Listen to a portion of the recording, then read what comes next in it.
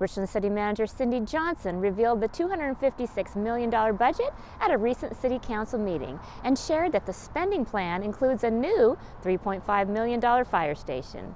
In our first program, we detail how the new fire station will be funded and why the new station is so important to our city and its residents.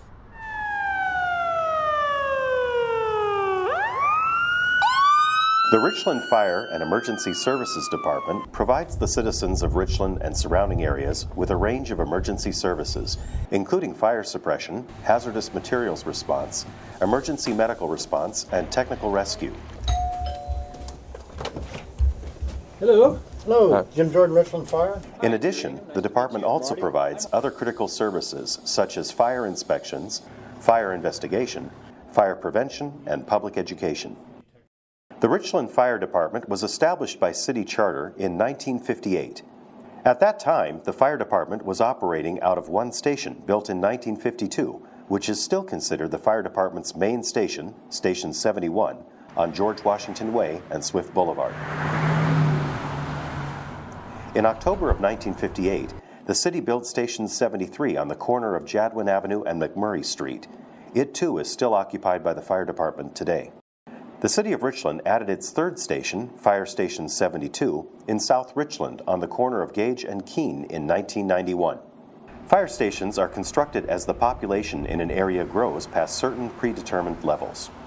In order to continue providing our growing community with superior fire and emergency medical services, a partnership was established in early 2000 between various fire agencies in the Tri-Cities. This means there are other jurisdictions who respond into Richland on a regular basis, depending on their location to a specific emergency. And I always talk about this as a response system, a fire EMS response system. And essentially, the computer that determines who goes where has a long list of stations in a list, and the computer finds the first available one based on where the address is for that incident. So we try not to get bogged down with stripping the jurisdiction. We go in the order of those available, we go from closest to farthest. When Station 72 was built in 1991, Richland's population was just under 33,000 residents. Richland's population has increased by nearly 20,000 residents in the past 20 years, with a 2012 census of 51,440. Most of the growth has occurred in the South Richland area. To keep up with the required levels of service for fire and emergency response, a new station is needed in this area. The proposed fire station, 74, will be built on city-owned property behind the city shop buildings, near Dupertail Street and Queensgate Drive. This station will respond to Richland's continued development. It's not just about that area of southwest Richland, it's not just about Richland, it actually improves the system.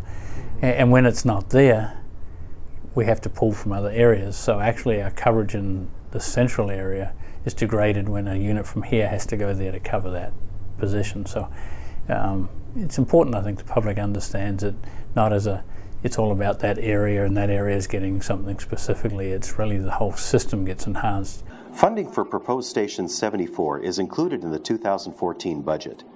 The budget assumes an additional 1.1% or approximately a 94 cents month electric utility tax increase for an average residential customer. Even with the utility tax increase, Richland's electric utility tax rate will still be lower than its neighboring cities. In addition, an ambulance utility fee has also been budgeted to increase by $2.32 per occupied residence and business each month to cover the remaining ongoing operations and maintenance costs. The increases will be applied to the first bills that customers will receive in 2014. We want the community to see it as their station. This is not the fire department's station. The city's building this and we will work in it and make it as effective and worthwhile to them as we can. And so we just want them to make that emotional connection to it versus do I need it personally, do I not? But as a professional, I believe it's the right time to be doing this. I do want to know that the community's confident that we're making the right call. Our council's been really diligent testing and making sure it's the right time, that it's affordable, sustainable, and so on. And so we really just want the community to feel that connection to it. We'll be privileged to work from it, but this is not ours. This is a station that the city's adding to its system. 6 new firefighters will be hired to bring the minimum staffing per shift to 12 for the city. A shared crew of 3 firefighters will be assigned to each of the 4 fire stations. Existing equipment will be repositioned and utilized at Station 74. The second engine and ambulance from Station 71 will be assigned to the new station upon completion. No additional fire EMS equipment is planned for Fire Station 74. The site for Station 74 sits perfectly between the existing fire stations, and this placement will allow the department to meet the city's established response times. It is anticipated that response times will get even better for fire and EMS services when the new Dupertale Bridge is constructed.